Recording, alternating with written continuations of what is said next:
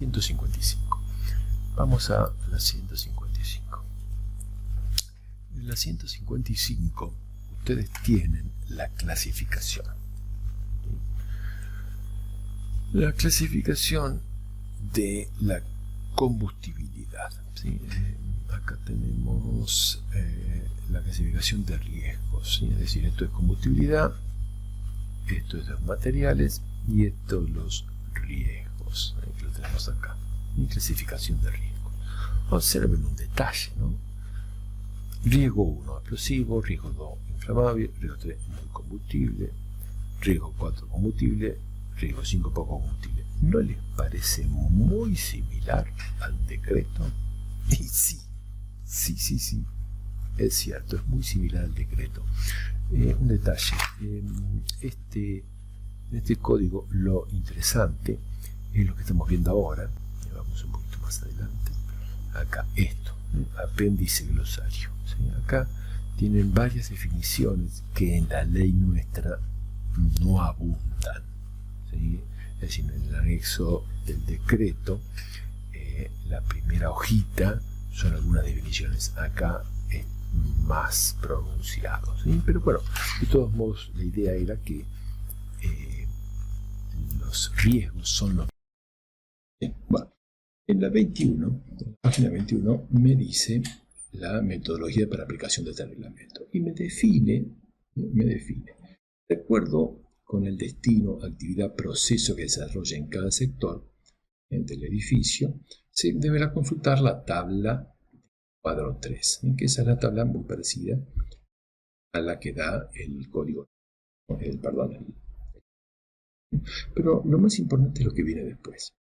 A los fines de la aplicación de los requisitos del presente reglamento, los usos que aparecen en esta tabla, es decir, en la tabla 3, deben entenderse como descriptivos del uso de tipo, actividad o proceso desarrollado en cada sector de incendio, no debiendo interpretarse como indicativo del uso general utilizado para la habilitación. Esto más que todo está hablando para qué rubro se le va a dar a todo el inmueble. También para la habilitación, porque como yo le dije, educación tiene varias cosas. Por ejemplo, si tomamos el Don Bosco tiene hasta una librería especial y forma parte de todo el predio. Es más, hasta una iglesia tiene también metida dentro, además de un gimnasio y etcétera, ¿no? Entonces el problema es cuál es el uso general. General podemos decir que es educativo y engloba a varios usos dentro de ellos. Y hay una profundización más acá, fíjense. Y acá me da un ejemplo, ¿no? Si se trata de una fábrica de motocicletas que posee oficinas, garage, local de venta, zona de fabricación, cada uno de estos sectores de incendio independiente debe cumplir con los requisitos del cuadro de categorización. Observen que dice sector independiente, ¿no? Es decir, sectores de incendio independientes. Y ahí es cuando necesitamos la definición del sector de incendio y también cuando es independiente, es decir, que pueden estar juntos, pero para pasar de uno a otro yo tengo que pasar una puerta cortafuego especial. No puede estar abierta y ser una puerta cualquiera. Diseño especial, una resistencia al fuego especial, ya que hay que definirla. Por eso es muy importante el tema independiente. Pero si yo logro separar en forma independiente estos lugares, entonces debe cumplir los requisitos del cuadro que exige para los usos de oficina, garage, local. Es decir, que cada uno los trato por separado. ¿Por qué? Porque son independientes por más que sea un solo dueño. ¿Sí? ¿Estamos? En cambio, fíjense acá, en caso de que fueran distintos usos en un sector de incendio, el mayor riesgo fijaría para el área total las condiciones generales. Ahora, ¿cuál es la opción 1 y la opción 2? ¿Sí? En la opción 1 yo trato todo por separado. Eso puede llegar a generar un problema. ¿Por qué generar un problema? Porque imagínense que yo quiero ver si el local requiere instalarle boca de incendio. Pero las bocas de incendio están determinadas, es decir, se exigen para determinada superficie. Si yo a todo el predio lo divido en partes, requiere red de incendio. En cambio, si lo tomo en su conjunto, para un solo uso, educación, por ejemplo, requiere red de incendio, porque la superficie es mayor y puede ser que cumpla el requisito ese. Entonces, tratarlo de esta manera es complicado, pero está permitido con la condición de que sean sectores de incendio independientes. Entonces ahí vamos a ver cuándo podría ser independiente.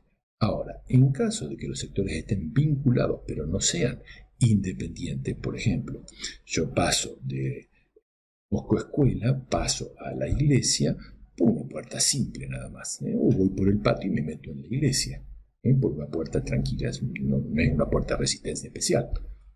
¿Estamos? Entonces, en ese caso yo puedo tomarla como si fuera todo en general. ¿Estamos?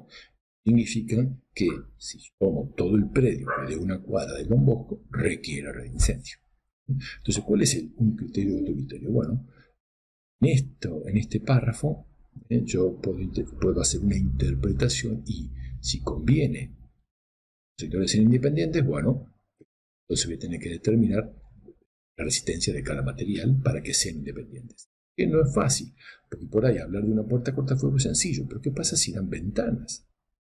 Vamos a decir que también las ventanas tienen que poderse cerrar con algo que sea que le dé una protección, una resistencia determinada para que el fuego, si se genera en ese lugar, no pueda salir ni tampoco pueda ingresar si viene de afuera.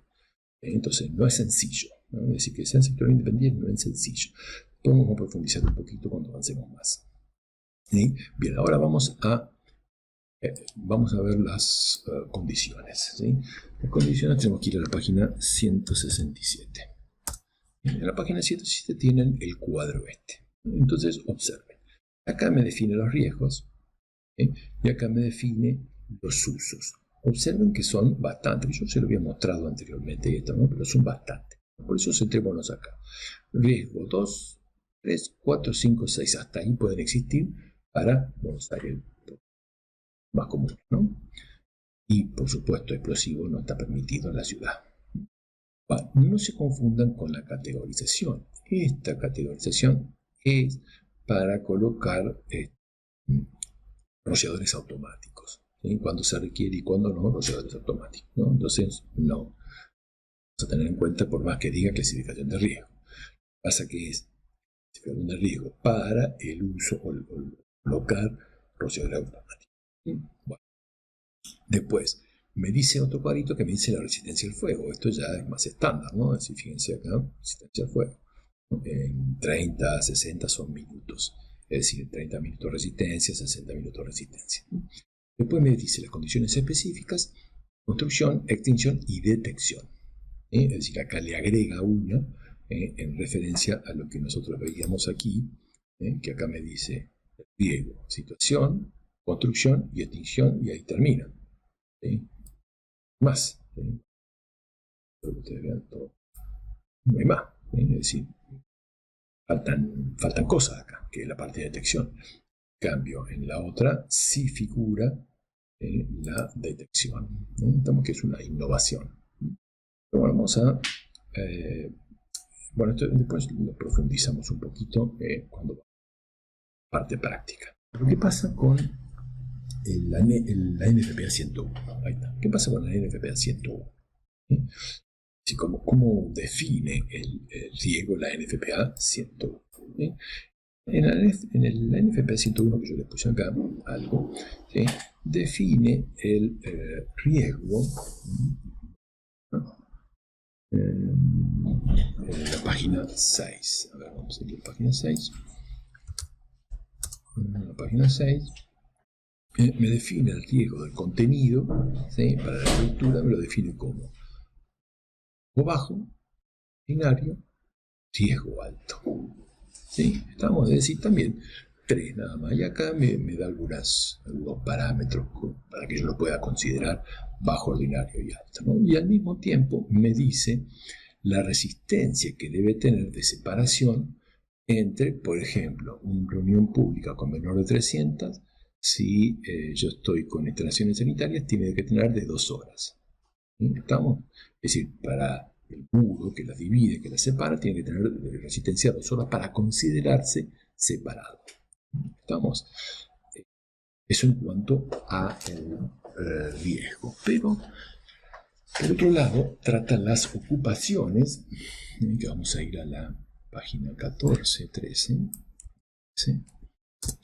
Trata las ocupaciones, aquí, ocupaciones, y define a las ocupaciones distintas. Por ejemplo, ocupación sanitaria para paciente ambulatorio, ocupación en el público. Y dentro de la ocupación en el público puede ser armería, local de reunión, auditorio, pista de bolos, hay varios. ¿Sí? ¿Estamos?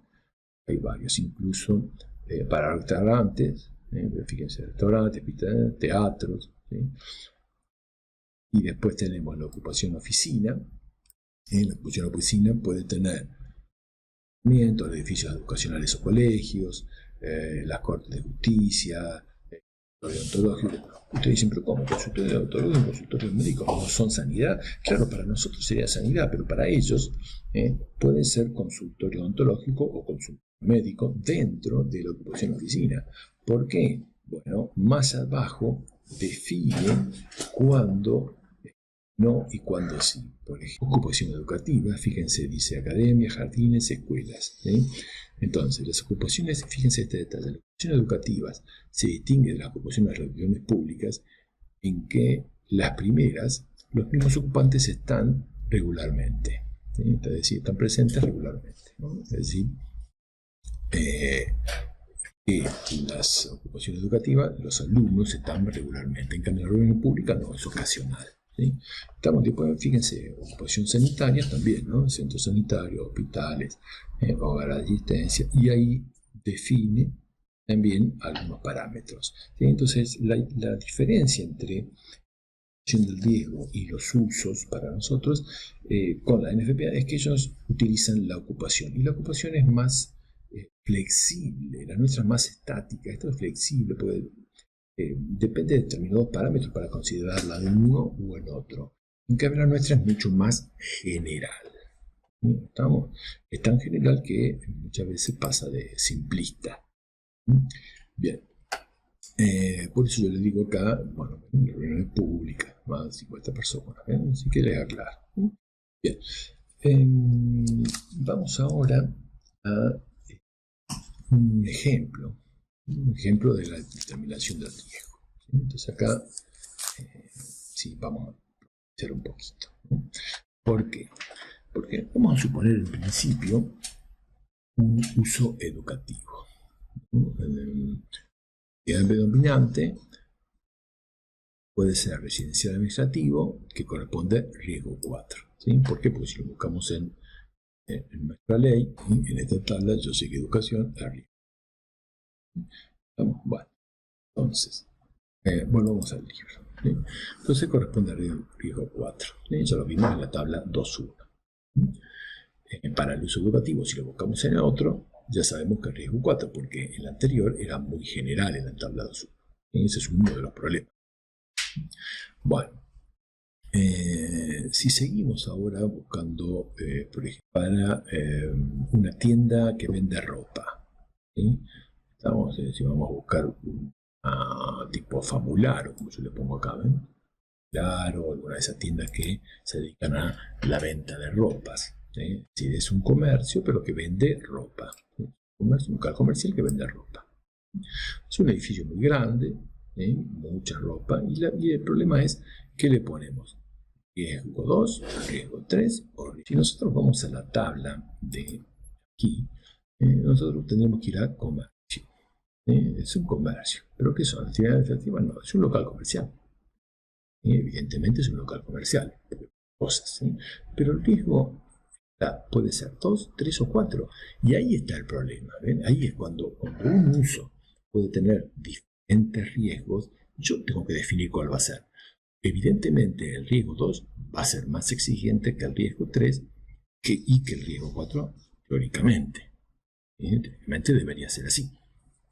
¿Vamos? Es lo que esperamos. Pero yo tengo que definir cuál va a ser. No le puedo poner 2 porque se me ocurre. Tengo que justificarlo bien. ¿Por qué? Porque si el negocio tiene que hacer modificaciones, si yo le pongo riesgo 2, las modificaciones van a ser mucho más caras que si le pongo riesgo 4. Y ahí está en el presupuesto que ustedes tienen que pasarle a esta gente para el asesoramiento que le van a hacer. Es decir, no va a ser lo mismo gasto en uno o en el otro que ellos tengan que hacer y obviamente lo que ustedes tienen que cobrar. ¿Estamos? Seguramente va a tener que hacer muchas más modificaciones si le pone un riesgo 2 que si le pone un riesgo 4. Bien, entonces, continuemos con el ejemplo. Bien, entonces, ¿qué le pongo? ¿Qué le pongo? Podría decir que Famularo tiene un riesgo 2, es decir, que los materiales son inflamables. ¿De qué depende eso? ¿No? Para poder evaluar eso, yo lo que tengo que hacer es pensar en esta ecuación. Y esta ecuación me está diciendo la velocidad real de combustión referencia a la velocidad estándar de quemado. ¿Sí? Eso me va a dar la velocidad propagación del fuego en esos materiales. ¿Sí? Es más, si m es mayor o igual a 1, es muy combustible. En cambio, si es menor que 1, es muy combustible. ¿Sí? ¿Cuál es la velocidad de combustión estándar? Bueno, la velocidad de combustión estándar es de la madera. ¿Bien? Entonces yo pongo acá el valor de la madera. Se quema aquí, se quema mucho más rápido que la madera, y bueno, sí que es muy combustible. ¿Vamos? Pero no es que ustedes tengan que tener un valor para poder hacerlo, sino que lo pueden trabajar en forma intuitiva. ¿Sí? Porque tienen que pensar en cómo se combustiona la madera. Ya con esta relación, ustedes podrían decir, bueno, evidentemente mis telas se queman mucho más rápido que madera. Estamos mucho más rápido. Pero, ¿cuál es el problema acá? Primero, ¿qué madera? ¿Sí? ¿Y en qué estado la madera? Bueno, para eso tenemos que volver a la parte de definiciones. Vamos a la parte de definiciones de nuestra ley. En nuestra ley me dice, ¿no? Me dice explosivos, inflamable primero, de segunda, muy combustible, o sea, muy combustible. Muy combustible. ¿Sí? Dice materiales expuestos al aire pueden ser encendidos, que continúen ardiendo, por ejemplo, hidrocarburos pesados, madera, papel, tejido de algodón y otros. Si vamos a combustibles, también pueden mantener la combustión, el 30%, por ejemplo, plásticos, cuero, lana, madera, observen que acá tiene madera, acá también. Tejidos de algodón tratados con materiales retardantes. Entonces, ¿cuál es la diferencia entre, porque en realidad tengo madera en los dos? La diferencia entonces va a estar sí o sí en la velocidad de combustión, en la velocidad de propagación en el mismo material. Para eso yo tengo que ver en qué estado está, es decir, en el material sólido, cómo está. Para eso tengo estado 1, estado 2 o estado 3. ¿Sí? El estado 2 sería el estado estándar, ¿sí? Es decir, de la madera, el estado de la madera, ¿está bien? Es decir, un pedazo de madera. En cambio, el estado 1 es superficie elevada, tiene densidad reducida, en materiales en estado suelto. Podríamos decir que es madera en forma de viruta, quema a mayor velocidad. En cambio, el estado 2 es madera, toco de madera. Y el estado 3 es una superficie reducida, elevada densidad, materiales compactos o pesados. Por ejemplo, podría hablar de tocón de madera de quebracho, que tiene un estado 3 porque tiene alta densidad. O en algunos casos podría ser material comprimido. Estamos, por ejemplo, fardos que están comprimidos. Si bien arriba se pueden quemar más rápido, pero la parte interna va a combustionar más lento. ¿Sí? Entonces yo diría que la estado 1, velocidad, este es una velocidad media y este quema más lentamente, porque tiene una velocidad elevada. Bien, entonces, respecto a mi juicio, ¿qué le pondría teniendo en cuenta esto? ¿Sí? Y teniendo en cuenta esta velocidad. Bueno, yo le pondría a Famularo que tiene un riesgo de incendio de muy combustible. ¿Estamos? Porque el material se puede muy rápidamente el fuego en todo el material, porque son generalmente materiales de algodón o incluso hasta telas sintéticas. ¿Sí? ¿Estamos? Bien, eso en cuanto a la velocidad de combustión que me sirva para determinar el riesgo. Vamos ahora, yo acá les tendría que hacer un comentario. ¿Por qué? Porque hace un tiempo recibí un comentario de un alumno,